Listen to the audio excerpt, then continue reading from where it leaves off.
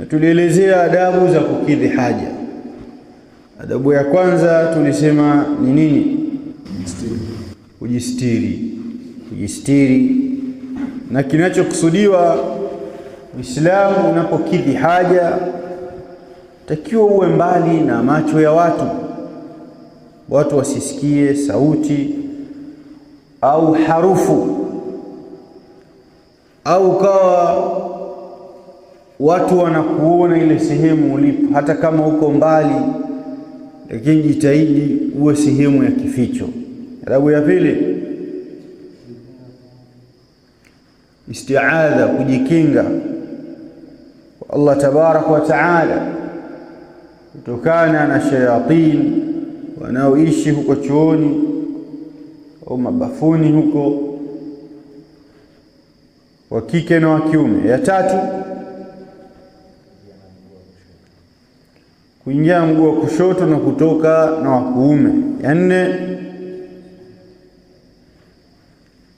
adabu ya nne, naam, japo ya nne hiyo ni ya tano. Ya nne, kutokuingia na kitu ambacho kina utaji wa Allah au adhkari au msafu. Ya tano tayari shatajwa. Ya sita,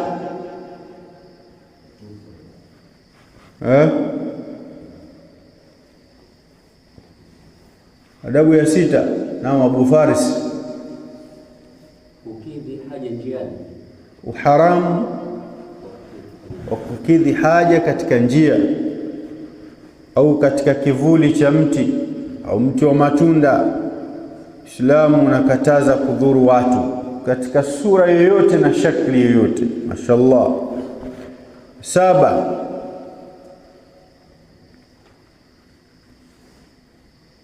namba saba,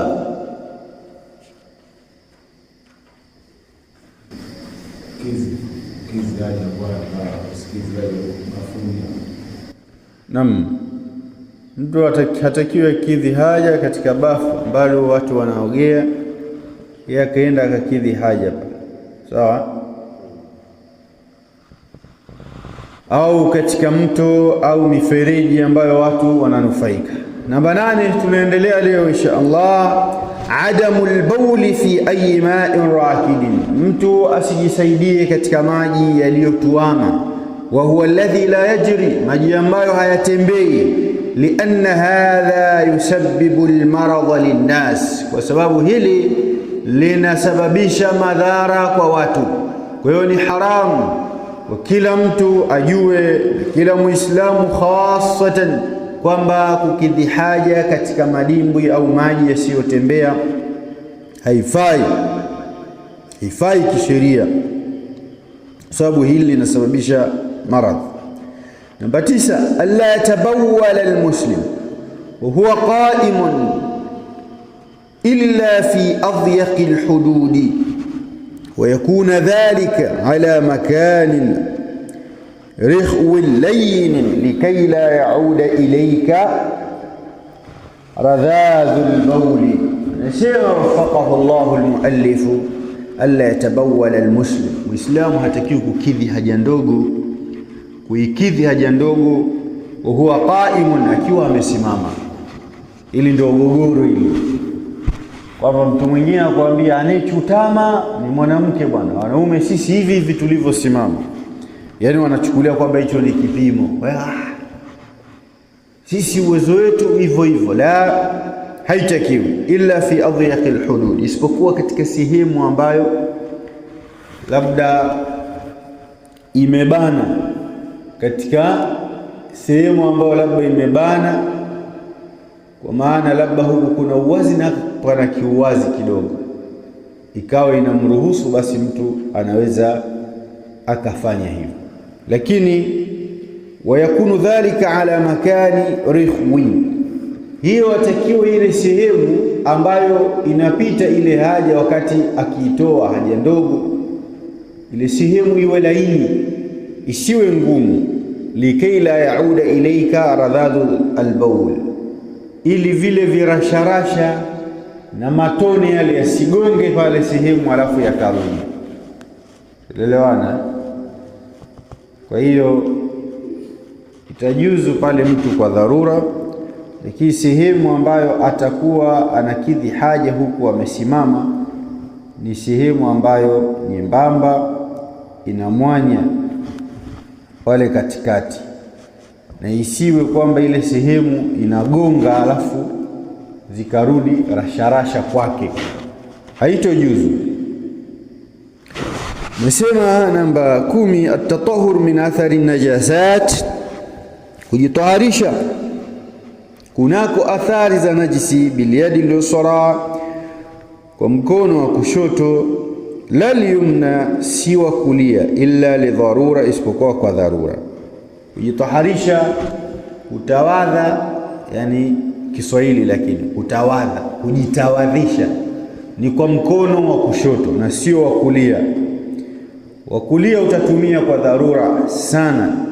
Waliya'lam almuslimu anna hadha min ashaddi alwajibat, ajue muislamu kwamba haya ni katika yale yaliyokuwa ya wajibu, tena uwajibu mkali na wenye kupaswa ufuatwe hasa. Wa anna at-taqsira fi at-tathhir, na kwamba mtu akiwa hazingatii katika kujitaharisha, min athari al-bawl, kutokana na athari ile ya haja ndogo au al-gha'it au haja kubwa, muharramun tahriman adhima, jambo hili la haramu, tena uharamu mkubwa hasa. Faqad qala Rasulullah sallallahu alayhi wa alihi wasallam, amesema Rasul sallallahu alayhi wa alihi wasallam, tanazzahu min al-bawl, jitaharisheni, jisafisheni kunako haja ndogo, fa inna amata adhabi al-qabri minhu, kwani mara nyingi adhabu ya kaburini karibia yote inatokana na kule kutokujitaharisha na haja ndogo au haja kubwa. Rawahu ad-Daraqutni wa ghayruhu. Namba 11 katika adabu qadha'i al-haja, adamu istiqbali al-qiblati, istokee mtu akaelekea qibla. Adamu istiqbali al-qiblati, hautakiwi uelekee qibla wakati wa kukidhi haja, au istidbariha, au kukipa qibla mgongo. Ukielekea qibla au ukakipa mgongo qibla haifai. Hilo jambo la kuzingatia sana, hasa katika vyoo vyetu tunavyojenga hivi. Umeelewana?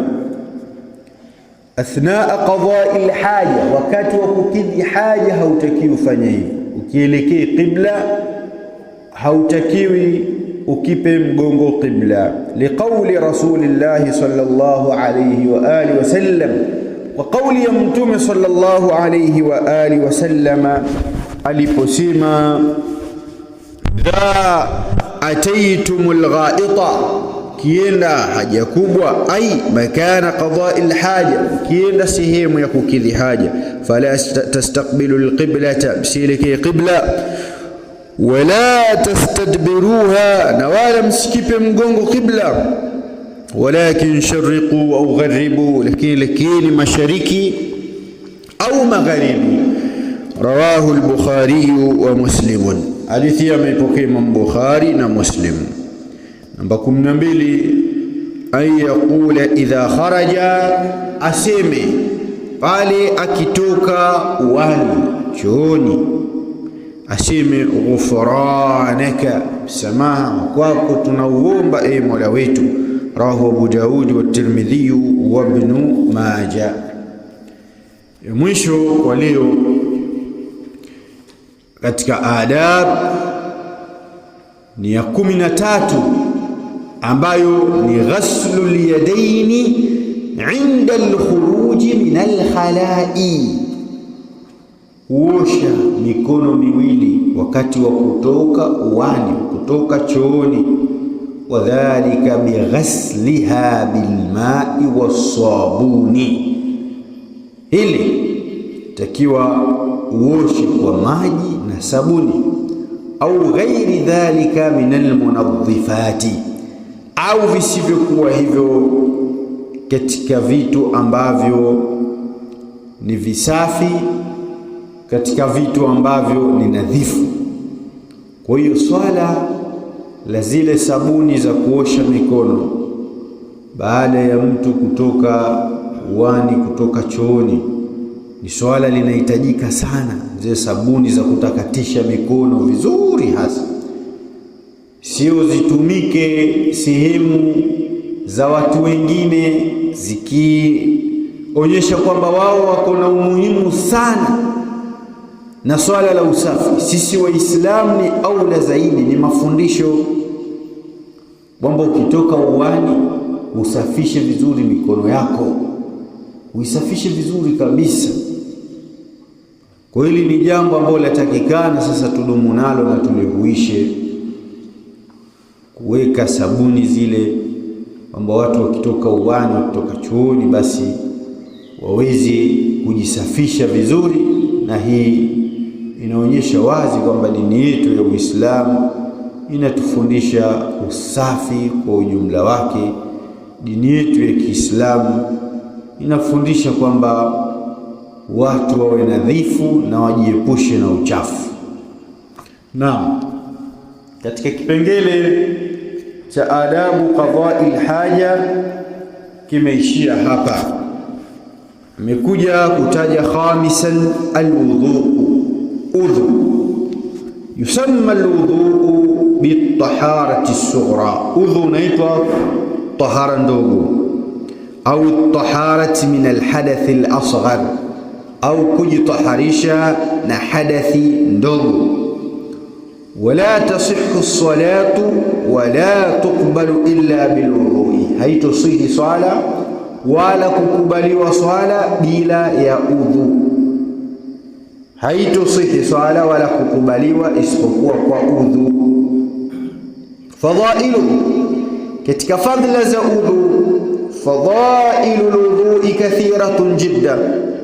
Fadhila za udhu ni nyingi sana. Faqad qala anhu sallallahu alayhi wa alihi wasallam, amesema tokana na fadhila za udhu rasuli sallallahu alayhi wa alihi wasallam, at-tuhuru shatru al-iman, tahara ni nusu ya iman. Rawahu Muslim, yani nisfahu, anakusudia nusu yake.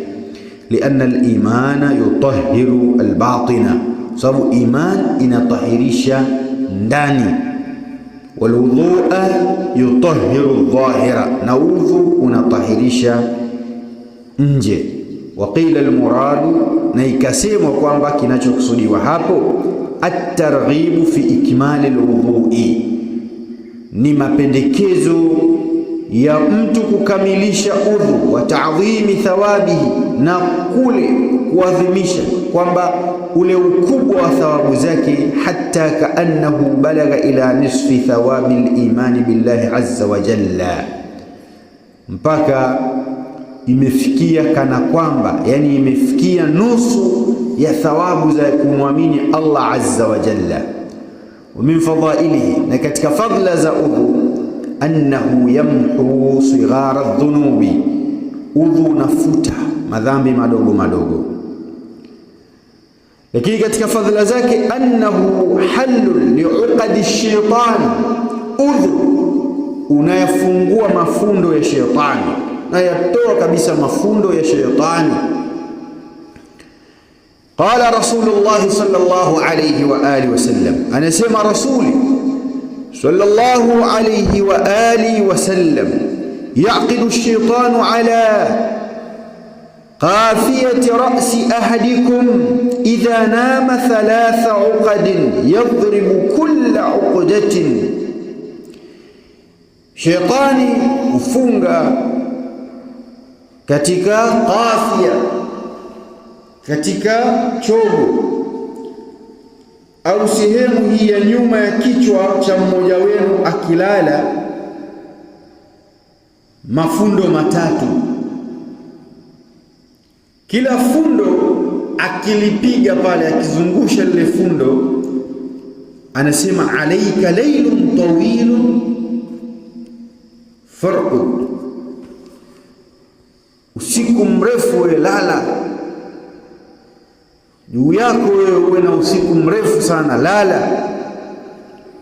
fa in istayqadha fadhakara Allah in hallat uqdatan, kama akiamka yule mtu akaamka na akamtaja Allah, fundo moja linafunguka.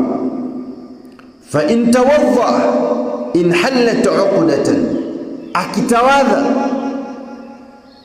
fundo lingine linafunguka. Fa in salla in hallat uqdatan, akiswali fungo lingine le fundo linafunguka. Fa asbaha nashitan tayyiban nafs, anakuwa mchangamfu, nafsi yake iko safi. Wa illa, kinyume chake sasa, asbaha khabithan nafsi kaslan, asipofanya hivyo anaamka mchovu. Sawa, anaamka nafsi yake amechafukwa na moyo, alafu ni mchovu. Rawahu al-Bukhari wa Muslim wa hakadha. Tumepaelewa kwamba kilala mtu basi shetani hufunga fundo 3. Kwa hiyo akiamka kwa ajili ya sala akamdhukuru Allah tabaraka wa taala, alhamdulillah alladhi ahyana ba'da ma matana wa ilayhi nushur, fundo moja linaondoka, linafunguka lile shetani. Akipiga akiwa anatawadha, fundo la pili, akiswali fundo la 3 linafunguka, na hapo mtu anakuwa ni mchangamfu, nafsi yake inakuwa iko safi. Kinyume chake ndio yule anayepitiliza, haswali, anaamka saa 12 kachelewa kazini na anajisikia uchovu kweli kweli. Tuelewana?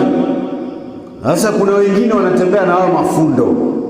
Wewe angalia mtu hatawadhi, haswali, haombi dua, kila siku analo mafundo huyo, kwa hiyo hasikii kitu. Utasikia mtu atakwambia sijasikia hata adhana, sisikiaje hata adhana, napenda sana kuswali, lakini ndio hivyo bwana.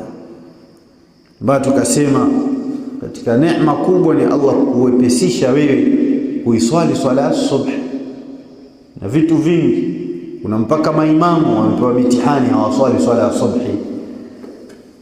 Atatoa mawaidha mazuri watu watalia, atasoma Qur'ani nzuri watu watalia, atafundisha vizuri, lakini salatu subhi, subhanallah, inna lillahi wa inna ilayhi raji'un. Lakini pia udhu miongoni mwa fadhila zake, annahu nuru lil'abdi yawm al-qiyama, ni nuru kwa mja siku ya kiyama. Katika fadhila ya 4, annahu alamatu li ummati an-nabi sallallahu alayhi wa alihi wasallam yawm al-qiyama, ni alama kwa umma wa mtume sallallahu alayhi wasallam siku ya kiyama. Namba 5, annahu sabilun ila aljanna, ni njia ya kumwacha mtu aende katika pepo. Namba 6, annahu yarfa'u darajati al-abdi, hunyanyua daraja, hunyanyua rifa ile ya mtu, nafasi ya mtu inakuwa juu kwa udhu. Kwa hiyo tujitahidini sana kudumu katika udhu. Wallahu a'lam. Wa sallallahu wa sallam wa barak ala nabina Muhammadin wa alihi wa sahbihi ajma'in. Inshallah, kama kuna mwenye swali anaweza akauliza inshallah.